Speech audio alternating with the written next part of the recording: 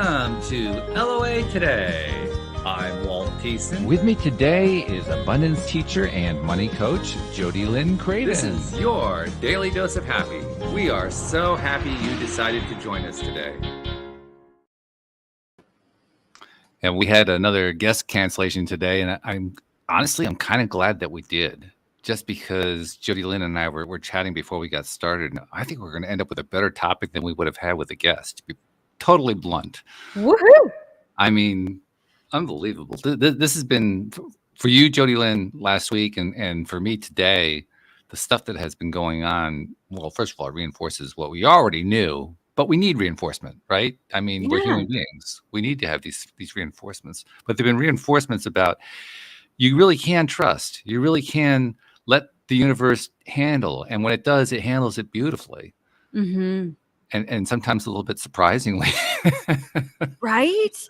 And it's such a human thing to want to hold and control and know and be part of all of the steps and everything like that. And, even though this is something that I teach on, letting go of the attachment of how it happens, particularly when it comes to money, this is something that I am learning and relearning at deeper levels in all areas of my life over and over and over again. Because the more that I lean into this premise of faith that, that everything will work out and that I don't have to know all of the details, I just have to be the conduit, the more things flood in and things that I never would have imagined on my own. I just didn't have the capacity to see that one coming, and it worked out so beautifully.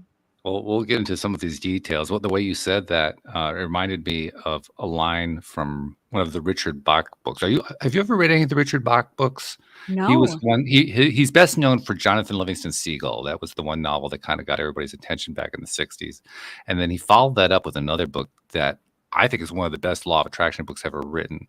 And in fact, Louis D'Souza and I, Louis does the Monday shows with me, have agreed that it's one of the most underrated law of attraction books in existence. I've never even heard of it. It's fabulous. It was a bestseller. It did great in its day, but that was about 50 years ago, so it's been a while. But Illusions, check it out. Illusions by Richard Bach. One of the lines from that book just hits this perfectly. Learning is remembering what you already know. Isn't that the truth? Right? Yeah. Because we have access to all of the information. It's all there. We have access to all of it. So, and I heard, we've talked about it on the show before. I'd heard somewhere that, in, your skin, whatever, every piece or particle of you, there's in your DNA, there's information. It's kind of like storage drives. So the entire data collection of all that ever has been, all that ever will be, would be technically, with that theory, stored within you. Yeah.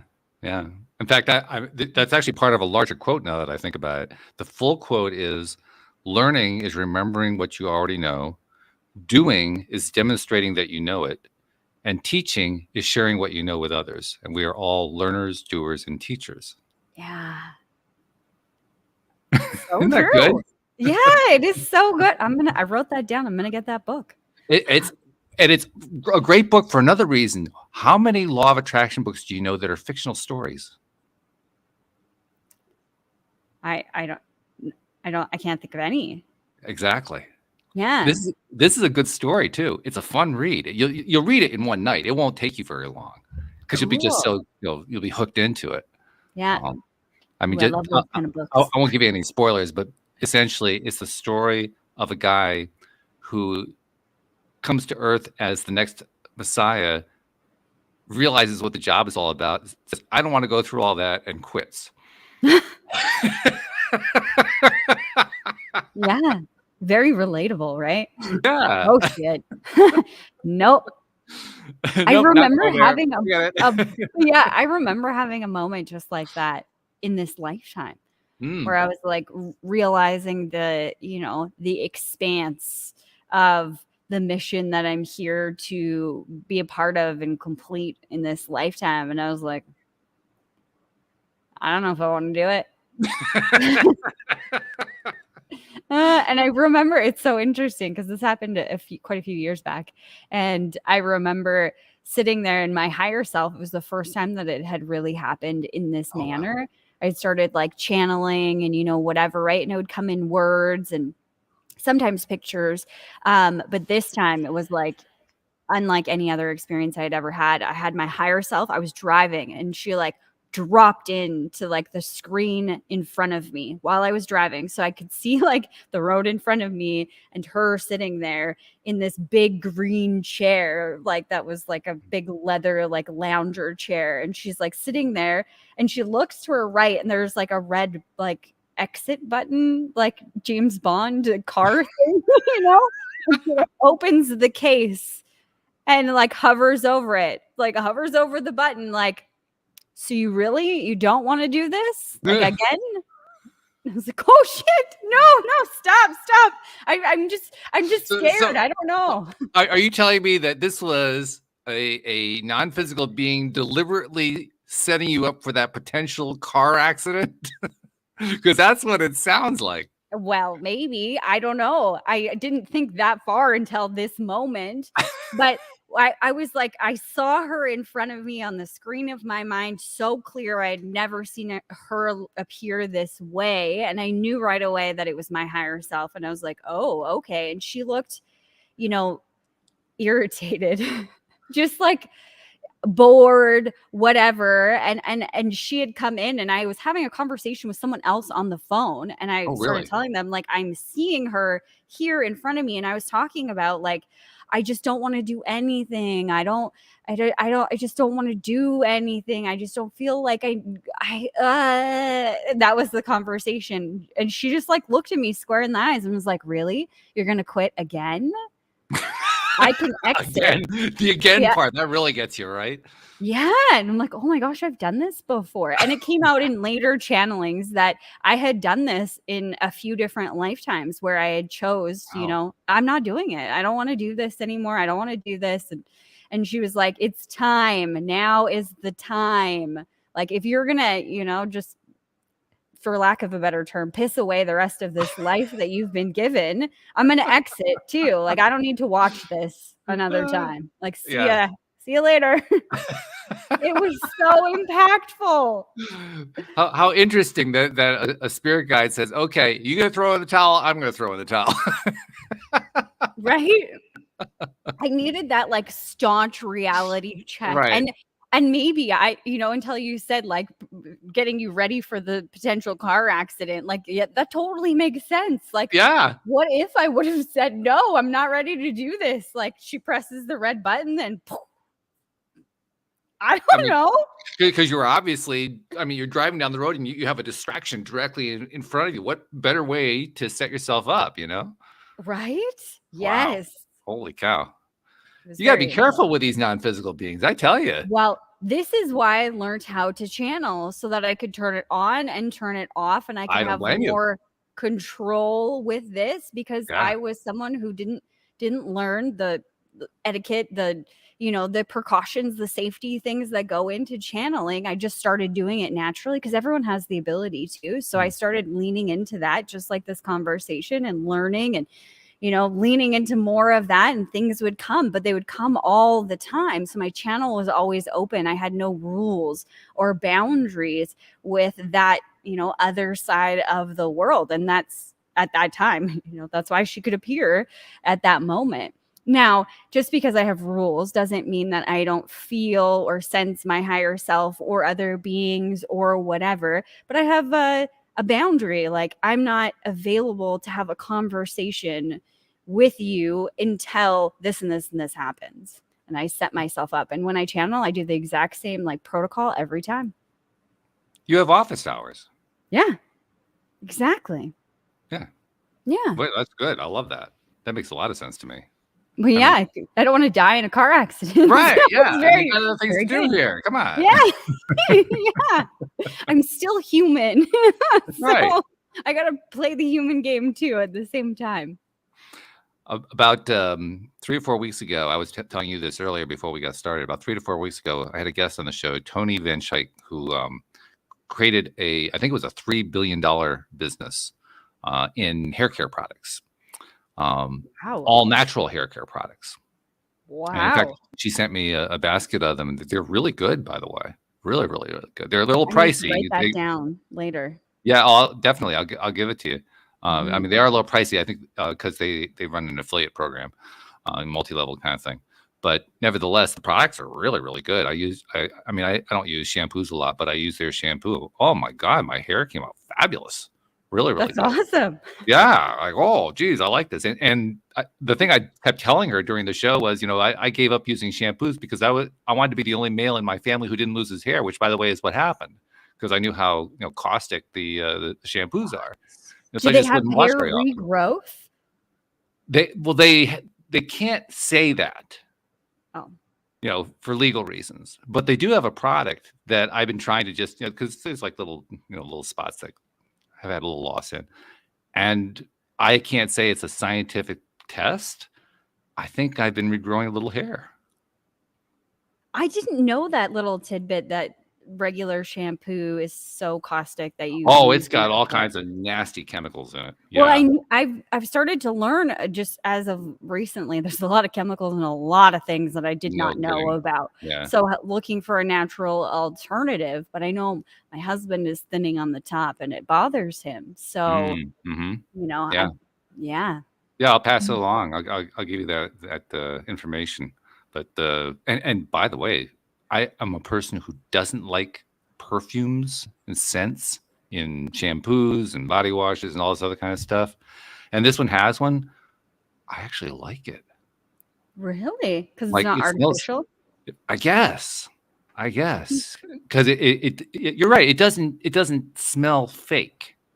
Yeah. You can always tell, And Yep. it smells like, oh, that's just it. Like a real coffee smells good because it's got that coffee smell to it. Yeah. Whereas if it was one of these, I know there's a coffee substitute. I can't think what it's called, and it just don't want to have anything to do with it. But the real stuff smells like, oh, okay, yeah, that's the coffee smell. Yeah. Well, I don't want it to smell like coffee, but this has sort of like a honey and heather type of smell to it. So very, very pleasant. Very, very pleasant. Yeah. So anyway, long story. That's the long way around. After we did the show, she was asking me what's going on with me. She did what a number of guests do when they appear on the show. They say, "This is great. I loved it. What can I do to help you?" And I'm always taken aback on that one because I never have an answer ready. It's not like that's not why I'm doing the show. Yeah. So it's like, oh, well, I don't know. I mean, you did the show. Thank you for that. That's usually what my answer is. And for some reason, I told her about this project that I came up with the idea about 2 years ago. The basic idea, and I mentioned it before on the podcast, basic idea is that Facebook group admins do all this work. Most of them don't get paid. Some of them have figured out ways to monetize, but most of them don't make any money. And Facebook basically makes them clean up their messes because Facebook does such a terrible job of filtering out the bad actors. Plus, they have to actually build their groups. And, Facebook makes all the money. And, it's really a nasty kind of scene from that perspective. From another perspective, it's, they're creating groups on topics that they care about. So that's the good side. But I always felt Facebook was kind of sleazing the whole thing. Yeah. Wasn't there some way that we could actually reward the admins for what they're doing? Especially as I run some groups too. It'd be nice to have a little reward for what I'm doing. I'm not looking to make a living from it, but just something, And I gave it thought, and I said, well, why doesn't Facebook advertise in groups? And then it finally dawned on me. The reason they don't advertise in groups is that's their way of justifying that the group belongs to the admin. The admin created it in the first place. And then the admins run it, and so it's their group. Now, Facebook does take the data from all that and use it to sell ads to the timeline of the individual Facebook users, but they don't actually put ads in the Facebook groups. And if you go to Facebook's rules about, well, is it okay to do sell your own advertising? They're vague about it. They're vague about a lot of things. Basically they want to be able to say, that was against the rules whenever they feel like it. That's kind of what it amounts to. So I was studying it carefully and trying to figure out, okay, what would they not feel good about? What would they be okay with? And came up with the idea that I could offer a way for an admin to advertise by the admin essentially sharing the post of the business that was advertising. So that would be the advertisement, so to speak, and then they get paid for that. Yeah. Well, that would require some software to run all that, because you don't want to make the admins do all that work. At the most, you want them to say yes or no, and then they're done. Yeah. So software needed for that. I've been through 3 sets of developers so far. Every single one of them has totally effed up. Which, by the way, this is a really interesting thing. The group that Tony runs, Tony was the guest, right? The group that Tony runs is called the Effing Simple Team. So, like, there seems like a little connection going on there, right? Well, long story short, I had a meeting with her guy who heads all of her IT stuff, and with her I'm not sure what to call her right hand, Kelly, who basically runs a lot of her admin for her.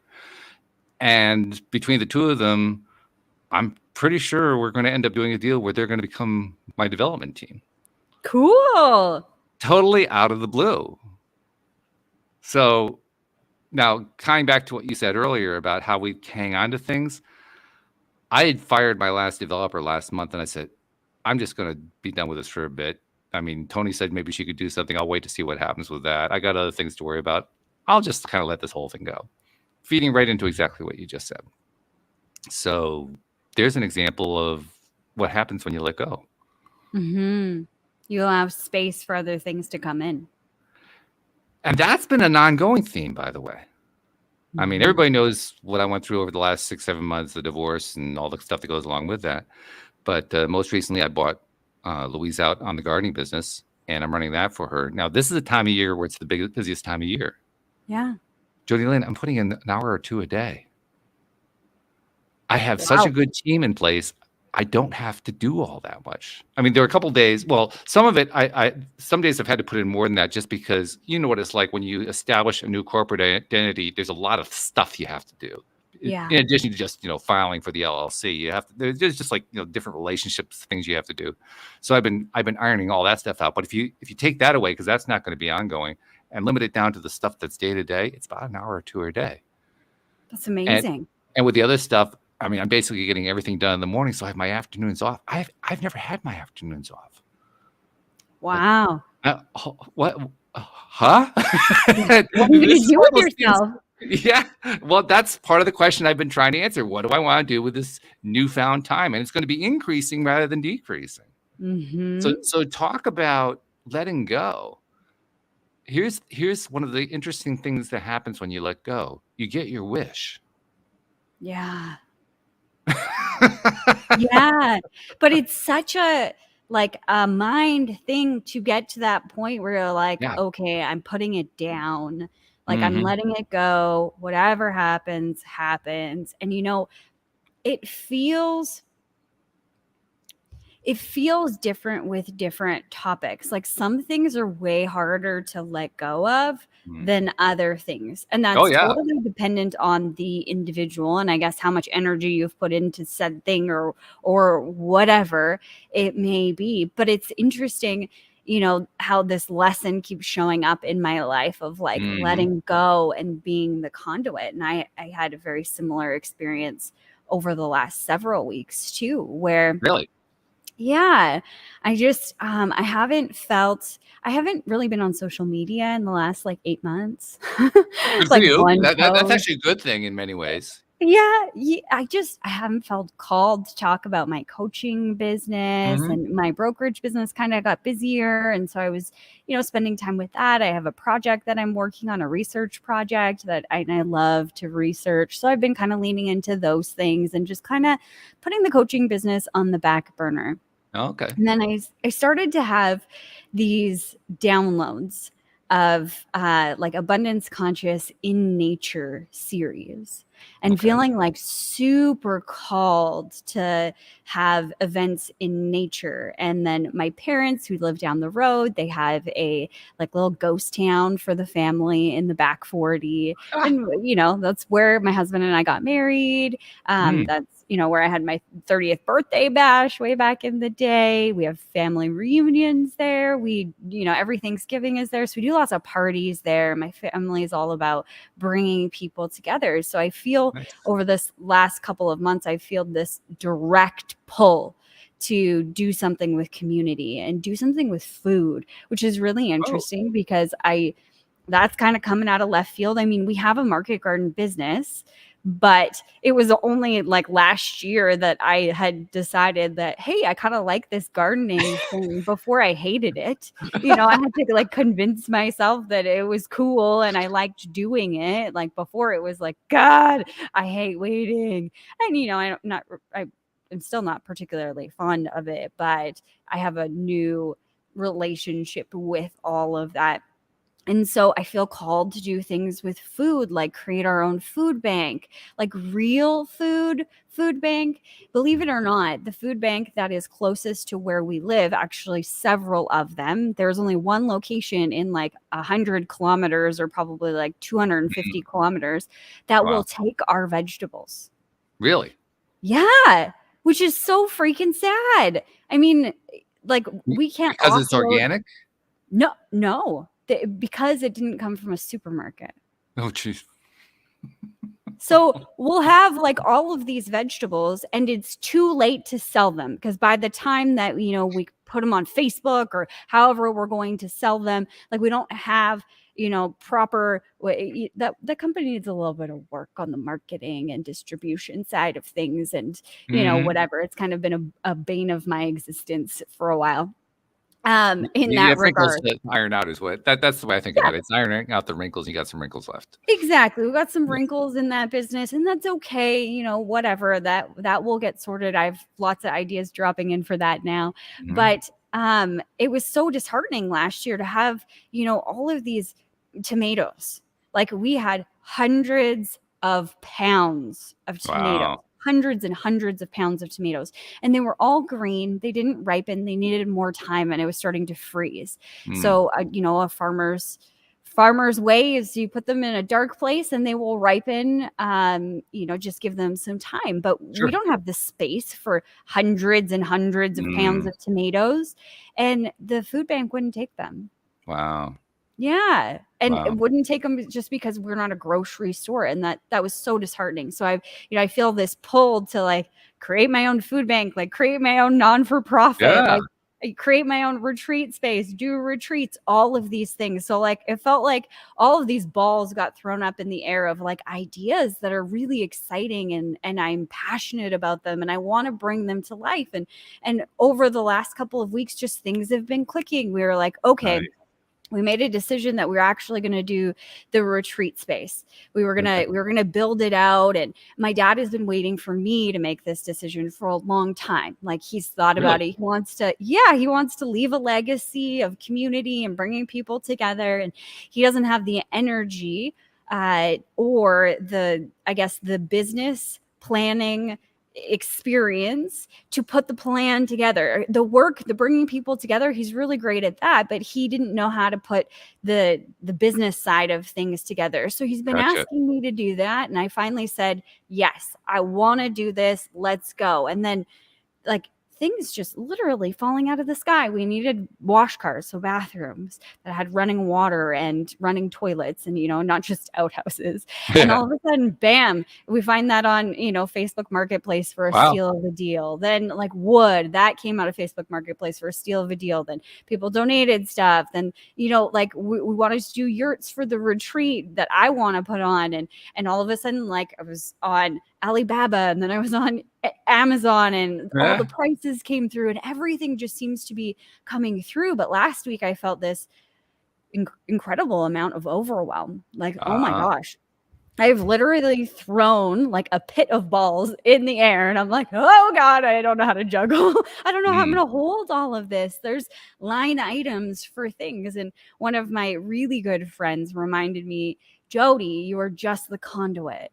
It moves through you. And what that conversation did for me was this realization of I had this belief system tied to holding all of this. I must hold all of this or I will lose it. I will lose control. I will lose it. So I was holding all of it. And I was suffocating all of it at the same time. And when I decided, no, I'm just the conduit and the people, the resources, the information, whatever it is I need to execute will fall in line when I let go of that belief system and I allow myself just to be the conduit to bring it to this earth. Then it started moving even faster. This week has been like, boom, like we've got the retreat ready to go for August. I have other events ready to go for September. Everything is just falling into place faster than I thought would have been possible. Wow. Oh my goodness. That sounds really, really great. And what you described in terms of the holding on part, anybody who's ever started a business knows that feeling.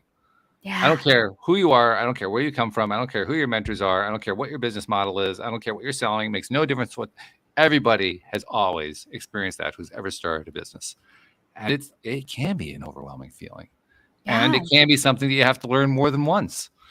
Sometimes 2, 3, 4 times. It can take a while before you finally get through it. Yes. But boy, it's worthwhile to get through it. I can tell you that, right? Absolutely.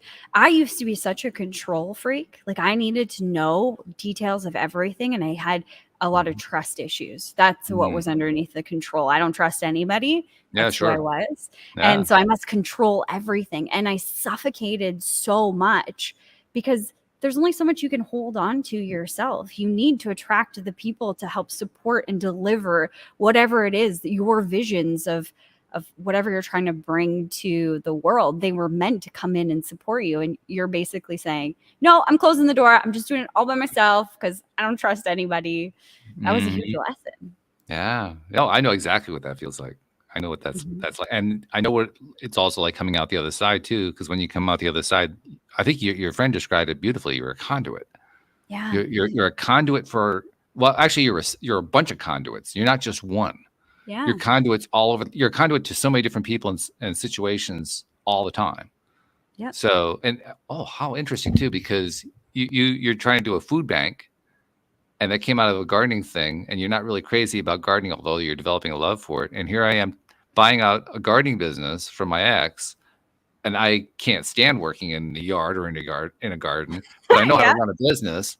And I think actually it helps us to come from that viewpoint. I'll speak for myself. I think it helps me because since I really don't have this driving desire to go do the gardening myself, it's really easy for me to delegate.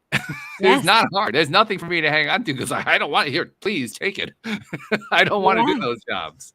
And so delegating is very simple. And ultimately delegating becomes what you talked about. It becomes being the conduit. Here it is, passing it off to you, passing it off to you, passing it off to you. Okay, here you go, here you go, here you go, go, go, go, go, go, go, go. Yeah. And the more you can flow through yourself, the faster things go and the more things that, seem to get accomplished. For me, in realizing that belief system that I don't need to hold all of it, what was a big aha moment in that moment of that realizing that belief system was sitting there and I was holding on to it was also like the actual picture of a conduit, like a wire and energy moving through it. And I realized in terms of an actual wire, energy doesn't get stuck in there, or if it did, probably bad things are going to happen. It's not going to function properly, maybe a fire, whatever. It's going to short out. I'm not an electrician, my husband is, but I don't know what would happen in that regard. But the other thing was it's not meant to get stuck. Right. And I could see that really clearly, but I could also see this realization of there's no loss there because energy cannot be created, nor can it be destroyed. So it's just a constant movement, this dance of energy, of different energies looping through. And it was like, oh, I don't have to hold all the balls in the air. I don't have to toss them up. I can allow things to move through me and I'm not losing anything because nothing can be created or destroyed. I'm just the conduit. I'm just moving the energy. And I was like, oh, okay, great. Weight lifted off my shoulders. There was no longer random balls in the air that were ready to fall on me. Yeah. It was like the pressure just melted and I was able to just hone in on, okay, this is next, and just follow my intuition and my guidance on where do I go from here. I'm going to throw something out there and see what you think of it. And the reason I'm doing this is because of what you expressed there. Energy can neither be created nor destroyed. That's a Newtonian law. It's one of the 3 laws of Newtonian physics. And the idea basically permeates all of science. I mean, it's everywhere. It was proposed to me by another channeler, David Strickle, who you met. Yeah. Actually, it wasn't David who proposed it. It was the stream that proposed it to me. That they didn't say it directly. They said it indirectly, but they hinted that wasn't true, that energy can be created. And so I followed up on it with them and, pinned them down. Because, I mean, you know how it is with channeled entities. Any time that you get messages, it could be fairly vague. So it's kind of hard to say, well, what are they really saying here? So I was kind of, really pinning them down on it. And I got them to say something. I don't remember exactly what they said. And so I decided to turn around and summarize it and saying, so essentially what you're saying is that as expansion happens, expansion is an increase in the total quantity of energy in the universe. And there was a pause and they said, yes. So if we take what they're saying to be true, then not only can energy be created, but it's being created all the time. Yeah. And I actually believe that, because I feel that expansiveness, that expansion. Like as soon as I let go, and I'm sure you probably felt this too, like I felt like I got bigger, like there was room that was created here that I could hold more, even though I wasn't holding it, but I could funnel through more, if that makes sense. I totally believe that. Well, the more I've thought about that, I heard that from the stream about a year ago here on the show, give or take about a year ago. And I've given it a lot of thought since then. I even mentioned it a few times here on the show as well. And the more that I've thought about it, the more I realize it makes certain things in our, quote, real lives, unquote, funny. For instance, anybody who ever talks about an energy crisis, I have to stop myself from bursting out laughing. Because what goes through my head is, good luck with that one. Every thought that we have creates new energy. Well, yeah. And I mean, I don't know. I think there's a bunch of lies throughout all of history. We don't have to get into all the conspiracies that I think could possibly be true, because we'd be here all day. But I think it's fascinating that there's certain things in our world that were claimed to be very scarce. Fossil fuels. Their name sounds like dinosaur bones. And when you read on the history of that, it was very intentional, because to create a price war or drive prices up, you have to have a high demand and a low supply. They did this with diamonds. Or at least a limited supply. Or a limited supply. Yeah, exactly. Yeah. So they did this with diamonds. So I highly doubt that they didn't do it with other natural resources that are out there. But it's so interesting, because even though you look at like the world and water, I think it's only like 1% that is actually drinkable. Yeah. Maybe 2%. But it's like a very low amount. How come we're not freaking out about that?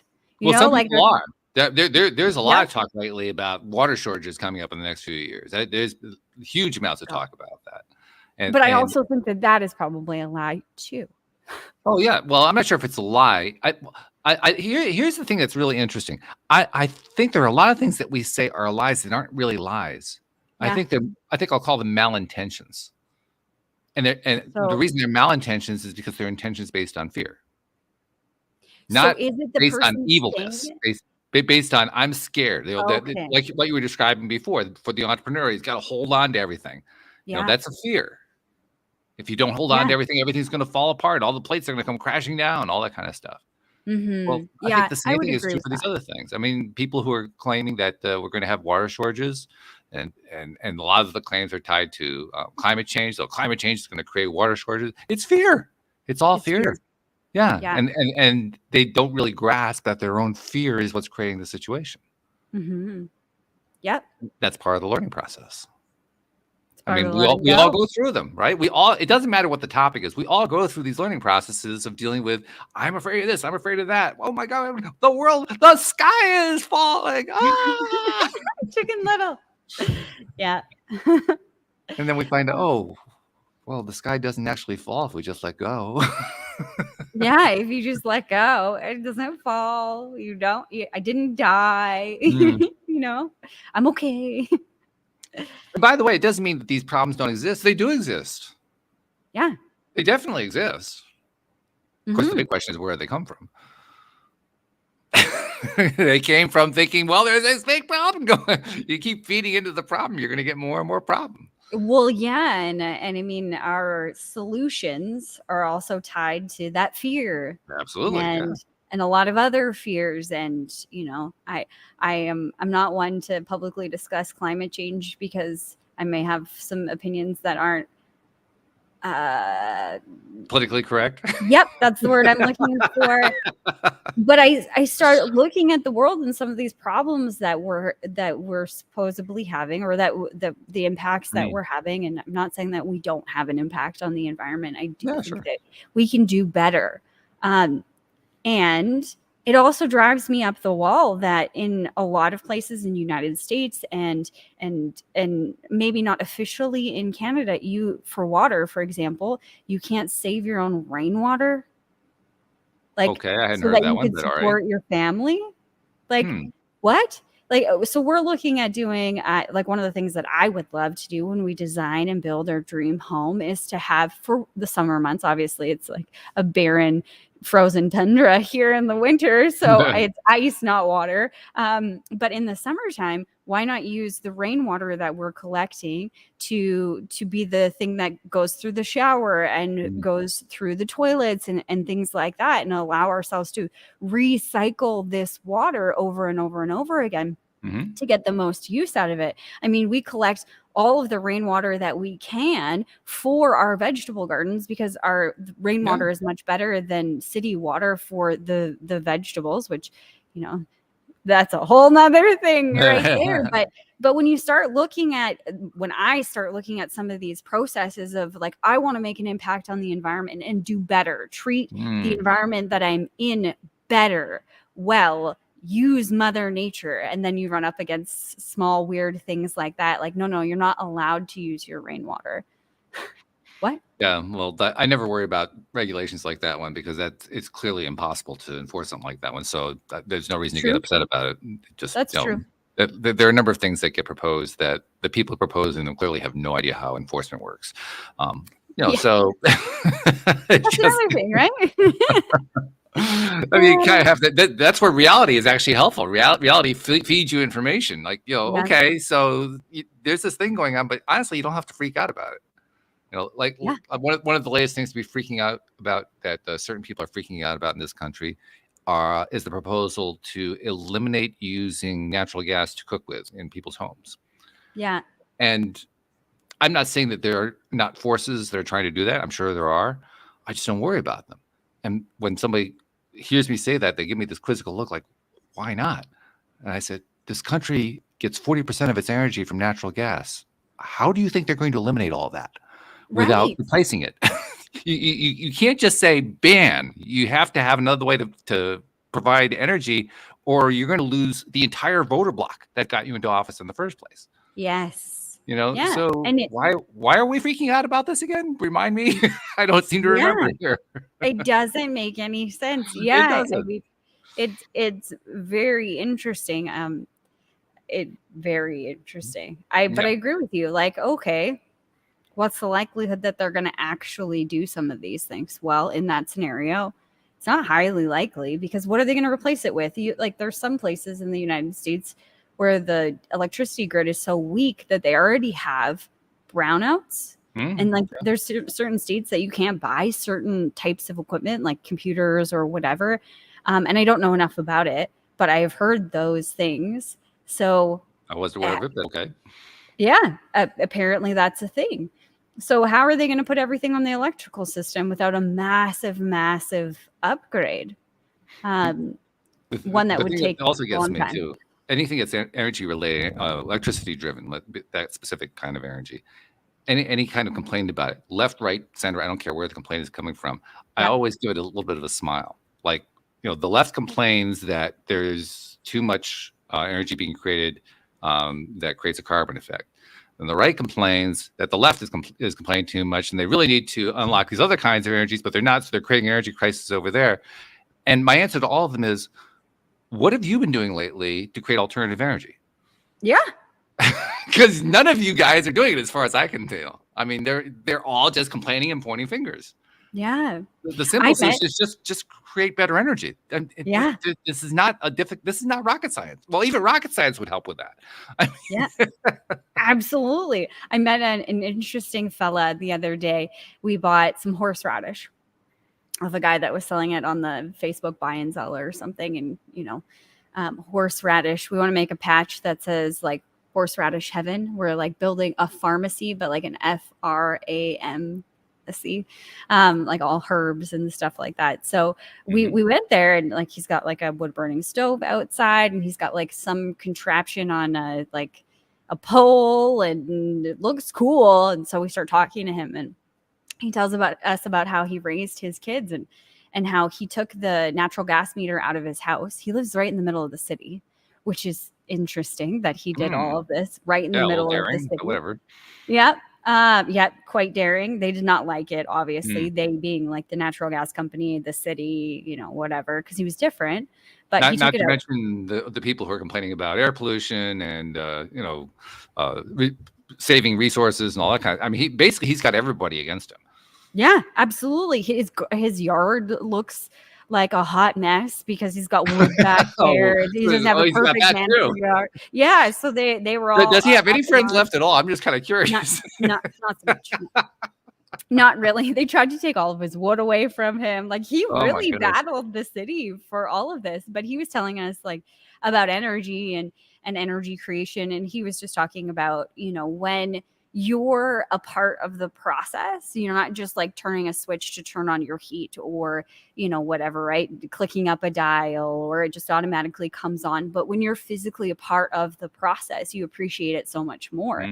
And he said that his kids had pedal vision, and I was like, pedal vision, like what? I've heard of that. Yeah, he said, oh well, they got an hour a day or something, or half an hour a day of television. They could watch television either with the family or on their own or whatever.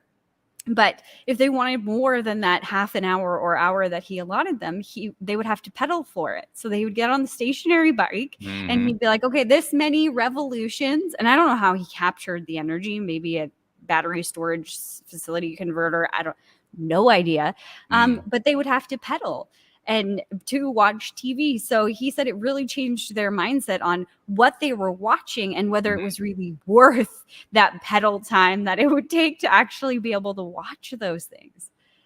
It's fascinating. I'm also amused. I personally love solar and wind power. I think they have all kinds of potential. And I mean, the right wing just goes crazy about that, and I don't quite understand why they're going crazy. The left also goes crazy in their own way. They're the ones that really intrigue me because they're the ones who tend to say, well, we need more solar and we need more wind. But they're also the ones that are most likely to put regulations in place to prevent it. Like, what? Wait, hold on here. Will you please explain to me? I thought you wanted this stuff. What's going on? So it just illustrates there's so many different ways we can get frustrated about this. Yes. But we can also ask ourselves, well, what's it going to take for us to kind of do what that guy did and just go ahead? Just put up the solar panel, just put up the wind thing. I mean, it's not like the technology isn't available. We can just start doing it. You know? Interesting things are happening here in New England. People are actually privately setting up solar farms. Interesting. Yeah, and they're quite. I mean, they run into a lot of resistances. You have to get all kinds of town permits. There's all this other kind of stuff that goes on, but they're doing it. In fact, there was one project that went in that right in this town where I live generated a lot of controversy. This town had back in the day it had a lot of tobacco growing, and the tobacco growing the tobacco fields are still owned by I think R.J. Reynolds. But they're fallow. They aren't really doing anything with them. And they've got the old tobacco growing houses that are rotting away on the properties and so forth. And one of those properties got bought up by a developer who wanted to turn it into a solar farm and got all kinds of resistance from the locals who, by the way, this is a relatively liberal town. So you had that dynamic going on, like, do as I say, not as I do, that kind of a thing. It finally did go solar through. farms, but not here. Yeah, not here. Yeah, everywhere else. I don't quite understand that one either. But anyway, he finally got it in place and nobody's complaining. Everything just kind of settled down. And we now have a pretty good sized solar array here in town where there used to be tobacco fields. What an upgrade. Right? I love it. Why not utilize that land for a purpose? Yeah. It doesn't cause cancer, by the way. Yeah. Well, yeah, exactly. Yeah. I don't know enough about solar, even though I have like a million electricians in my family. But the only thing that I have really heard, and it's secondhand knowledge, was that it just wasn't as efficient. But I know that they have come a long way. So I'm not really against solar, but I'd like to learn more information about it and understand for our climate, because I think there's a climate dependency too, like when we have way less sun in the winter months, when we only get a couple of hours where it's really cloudy, like how does that impact it, and the efficiency, and how long do the batteries last? That being said, I have 2 giant solar panels sitting on my driveway right now because we're converting one of our greenhouses to run on solar energy, because we need to do something to be able to start the growing season sooner.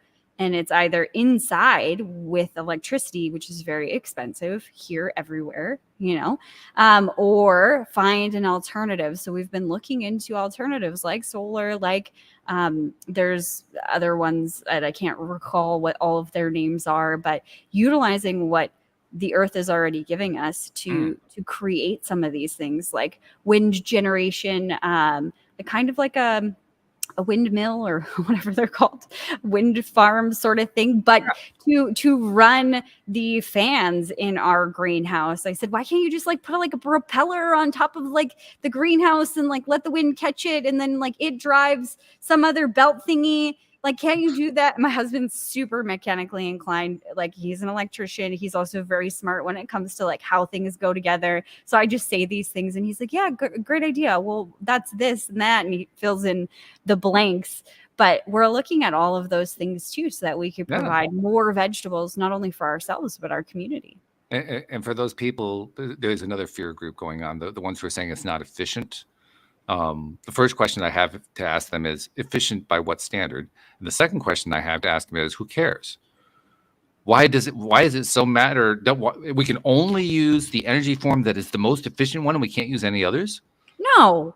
Well, I mean, what's the point of the whole efficiency argument? I don't quite get that one. Yeah, I think the efficiency argument comes into play where I've heard it is with the cost. So the cost of the panels and the batteries and like all of the whole setup. I don't know what setup is, but the cost of the setup versus how much you're going to extract out of it. So the difference, and I don't know if it's the same in the States as it is here in Canada, but once you have a power line already, they're charging you that transmission and distribution, like the fees, regardless of whether you have anything coming in or not. There's still like 50, I think my last bill was $155 in these fees. My actual energy consumption was 90 or 80 or something like that. Mm-hmm. Ridiculous. And I don't know if this is 100% true anymore, but for a long time, we weren't allowed to dump back onto the grid. So that power would just go to these energy companies for free, or I don't actually know what would happen with them. So I've only heard the efficiency argument in relation to the cost of setup and maintenance of said system. But again, once again, I would say that the argument is ridiculous. And the reason I say it's ridiculous is because what they're presuming is that the only kind of efficient operation is the one that comes in at the lowest cost, which is another way of saying that everything should sell at the same price. But that's not the way life works. No. All you have to do is go onto eBay and you can see the same item selling at 500 different prices. Yes. So does that mean that 499 of them are wrong? Not if somebody's willing to pay it. Yeah. So what's the freaking point of the efficiency argument? Well, the point is to basically create a straw man that says, well, it's not the lowest price, so therefore we can't do it. Bullshit. Yeah. That's just bull. That's nonsense. And it's fear driven. It's just pure fear. You're right. And I think a lot of narratives, I'll say it that way, are fear driven. And we've been ingrained into this life where we're so busy all the time that we don't look into things. A lot of people just take it at face value. Oh gosh, there's an energy crisis. Oh God, we're going to run out of water. Oh God, climate change. Oh God, like, I mean, Statue of Liberty is going to sink into the ocean and be gone. I wondered what happened to that. Right. You know, but it's like, okay, well, let's take a wide view on all of the perspectives without judgment, or try without judgment to get out of our own, you know, viewpoint perspective and see if another perspective exists, or why all of these things are being said. And when you get to the bottom of it, a lot of it really just comes back to fear. It does. Yeah. Yeah. The cool part for me is when we decide individually to just go for stuff anyway, regardless of what the fear mongers are saying. Those are the people. I'll put myself and yourself in that group. We're the people who make things happen. Yeah. You got the people on the left and the people on the right who are screaming about this, that, and the other thing. And then there's a small minority that says, well, just go do it. Yeah. Screw it. Yeah. Well, ask for like forgiveness after. Is that how that goes? Well, not even ask for, just go do it. Don't worry about those guys. Yeah, exactly. It's law of attraction. If you give your attention to them, you're going to get more of them. Just don't pay any attention to them. Because they're really no different from talking heads on television or social media icons, people who have huge followers. They're all doing the same thing. They are talking heads that are putting out their messages for the purpose of scaring people into accomplishing some sort of a goal, whether it's selling a piece of merchandise or a service or pushing a political agenda or whatever it is. They're all using fear to drive a result. Yes. Ignore them. That's what they do. They're like they date back to the days of King Arthur. They were the court jesters. That's what they do. I think my biggest awakening in this seeing that was through COVID over the last 3 years. You know, the narrative was that if you, here in Canada at least, if you weren't vaccinated, you couldn't do anything. You couldn't go to the restaurant. You couldn't fly out of the country. You couldn't leave the country. You couldn't do anything. You'd be sequestered at home. And for me, I said, no, I don't believe that. I'm not buying into the fear of, if I don't do this, then my life is altered, impacted negatively. I'm just going to live my life. And so just to be 100% transparent, I decided that it wasn't for me to get vaccinated. So I didn't. And I still went to restaurants. I still traveled to the United States. I still did anything and everything that I wanted, because I didn't buy into that fear narrative. Oh, if you don't do it, then you can't work or you can't do this. No, that's not how I live my life. I live it from a place of possibilities. So I opened up, I surrendered and opened up to what is possible without that fear guiding me. It's interesting you mentioned this, because I'm going to say, it was shortly after the vaccines first came out, like within 3 months of them coming out, something like that. We did a show where we were expressing opinions, not dissimilar to this, what we're doing here.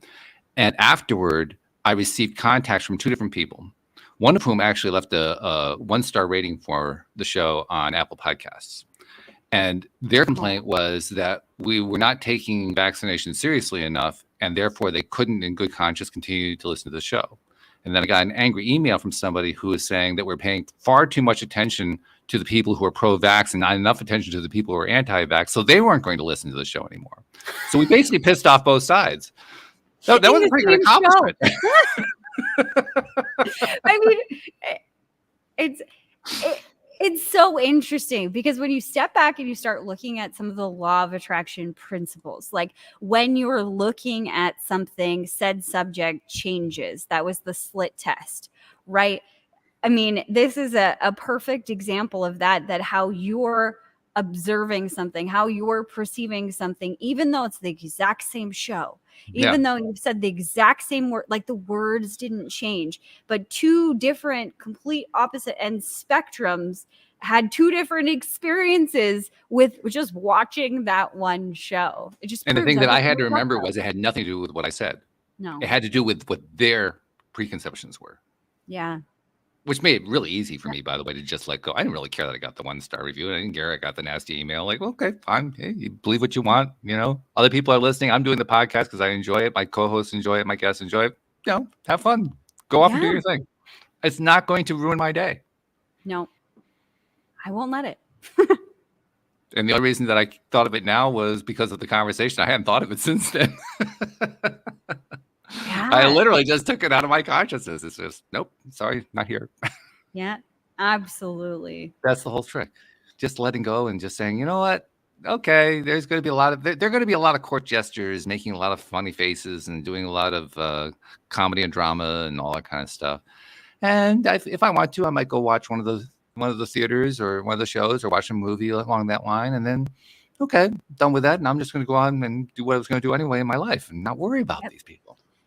Absolutely. And it's so crazy how we think things have to do with us and they really never ever do. And our perception is so altered or distorted when it comes to what other people are thinking about us. Which is so easy to do, by the way. Yeah, absolutely. We all do it, right? I mean, every one of us. I don't care how enlightened you are. We all do it, Absolutely. But some of us realize, oh yeah, I don't really have to go there. No. And the more that you start testing this for yourself, like that letting go, like it has nothing to do with me, or just simply letting go of all of the balls you're trying to hold and finding a new perspective of being the conduit and things moving through you. And the more that you expand, perhaps the more moves through you. You create that new energy. Maybe that's the new thing. You can create new energy, right? Just allowing yourself to keep learning and challenging what you're perceiving in these moments with kindness and grace and compassion for yourself and the other people in the experience, but continuing to learn, and you'll continue to co-create the things that you actually want versus the things that you don't. So this has been a really good conversation that starts with the original premise of the show, so to speak, of, well, how do I get to where I want to get to? And is it possible? And then you end up at, oh my God, I have all this free time. How did that happen? That's how you get there. That's how you get to the point where all of a sudden you find yourself creating a food bank and you find yourself, finding alternative ways to distribute tomatoes. I mean, you never really, that's not what you were thinking about originally, but that's where you get to. Yep. And it happens because of all the letting go. Yeah. And it's exactly where you're supposed to be. Yeah. Funny thing is, when you let go, you're not hanging on to it anymore. And so it's not there. No. And your reaction to it doesn't matter. Like once you let it go, you're like, okay, I'm at peace. If it's meant to be, it will be. And if it's not, that's okay too. Like having that deep sense of peace of whatever. This is an adventure. Imagine going from that, I have to hold everything and I'm so overwhelmed and I can't do this anymore, to that's it. This is an adventure. I get to experience whatever comes next. Let's go. Put the thing on the roller coaster. Start the roller coaster up. Let's go. That's life. That's what we're meant to do here. So now I have to just figure out, okay, so what do I want to do with all this extra time I've got? Yes. Ooh. Yeah. What sounds fun? Looking forward to figuring that one out. Yeah. This is going to be fun. It's going to be really good. Hey, Jodielynn, we were right. This was definitely the better project of, the better topic than we would have had with a guest. This was perfect. So thank you. I appreciate your contributions, because your contributions were wonderful. And thank you to our podcast listeners everywhere, because we will see you all next time here on LOA Today. Goodbye, everybody.